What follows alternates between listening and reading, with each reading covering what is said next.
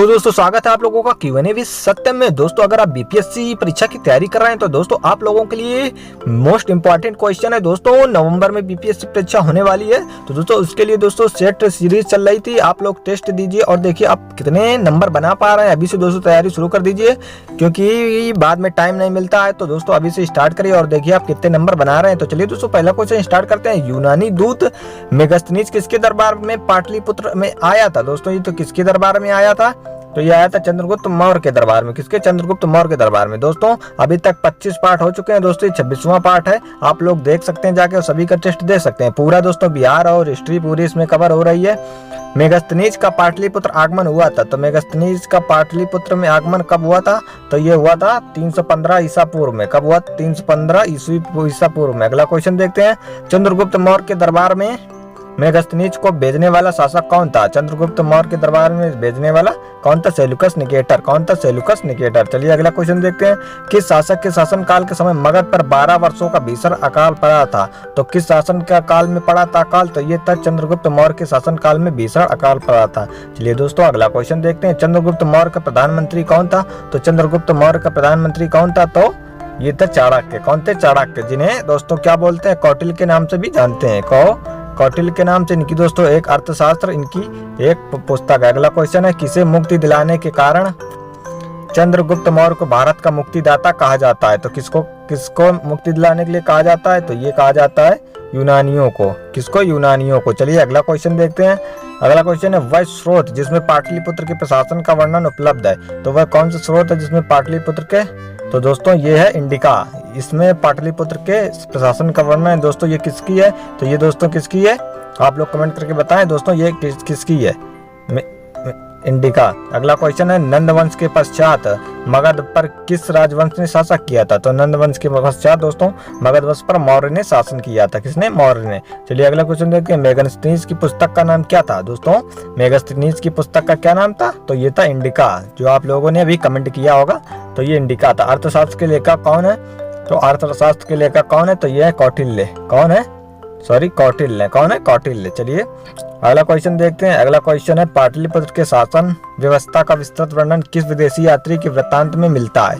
तो किसके वृत्तांत में मिलता है? तो ये मिलता है मेगास्थनीज के द्वारा लिखी हुई इंडिका में। चलिए अगला क्वेश्चन देखते हैं। चंद्रगुप्त मौर्य के उपरांत मौर्य साम्राज्य का शासक बना था? तो चंद्रगुप्त के उपरांत कौन उसके बाद शासक बना था? तो ये बना था बिंदुसार। कौन? बिंदुसार। जिस बिंदुसार का बेटा कौन था दोस्तों? अशोक, महान सम्राट अशोक। चलिए अगला क्वेश्चन देखते हैं। अगला क्वेश्चन है। किस मौर्य शासक के दरबार में आजीवक भविष्यता पिंगल वत्स रहता था? तो किसके शासन में पिंगल वत्स रहता था?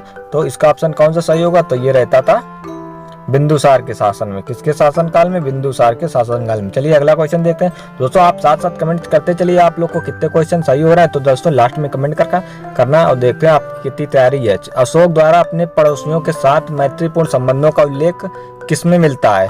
तो ये किसमें मिलता है मैत्रीपूर्ण संबंध? तो ये मिलता है 13वें शिलालेख में। किसमें मिलता है? 13वां शिलालेख में। चलिए अगला क्वेश्चन देखते हैं।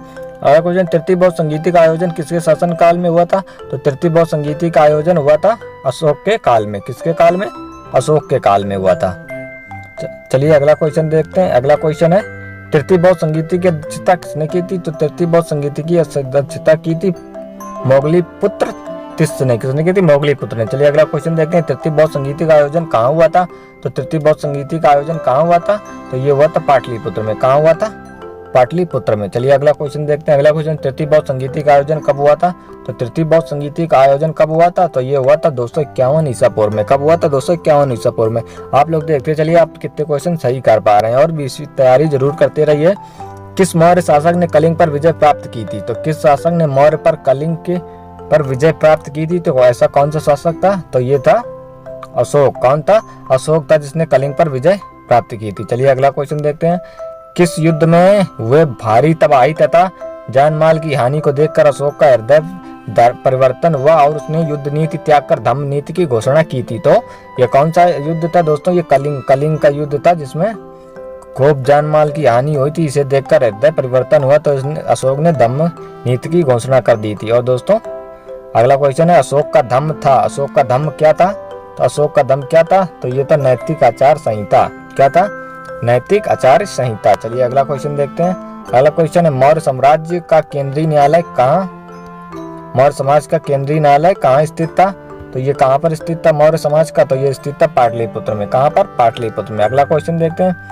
अगला क्वेश्चन है अशोक ने अपने धम्म यात्रा के अंतर्गत सर्वप्रथम किस जगह की यात्रा की थी, तो सर्वप्रथम किस जगह की यात्रा की थी, तो ये की थी बोध गया की। कहाँ पर की थी, बोध गया की।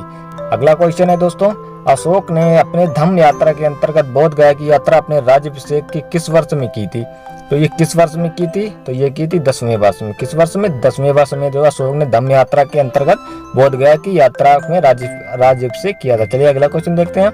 अशोक के स्तंभ लेख बिहार के किस जिले में प्राप्त हुई है, मतलब अशोक के स्तंभ लेख बिहार के किस जिले में प्राप्त हुए हैं, तो ये प्राप्त हुए हैं बिहार के चंपारण जिले में। कौन सा, चंपारण जिले में। अगला क्वेश्चन है बिहार से प्राप्त होने वाले अशोक के स्तंभ लेख नहीं है, तो इनमें से बिहार से जो प्राप्त हुए उनमें से कौन सा स्तंभ लेख नहीं है, तो दोस्तों ये रुक्मिणीदेही जो है ना, ये शिलालेख नहीं है, स्तंभ लेख, सॉरी स्तंभ लेख नहीं है। अशोक के समय मौर्य साम्राज्य में 5 प्रांत का उल्लेख मिलता है, जिसमें एक प्राची प्रांत पूर्वी देश की राजधानी है, तो ये किसका उल्लेख मिलता है, तो दोस्तों ये पाटलिपुत्र का उल्लेख मिलता है। किसका, पाटलिपुत्र का। चलिए अगला क्वेश्चन देखते हैं। अगला क्वेश्चन है पाटलिपुत्र में स्थित चंद्रगुप्त का महल मुख्यतः बना था, तो ये किसका बना था दोस्तों, तो ये किसका बना था, तो ये बना था लकड़ी का। किसका, लकड़ी का बना था। चंद्रगुप्त स्थित महल मुख्यतः लकड़ी का बना था जो पाटलिपुत्र में।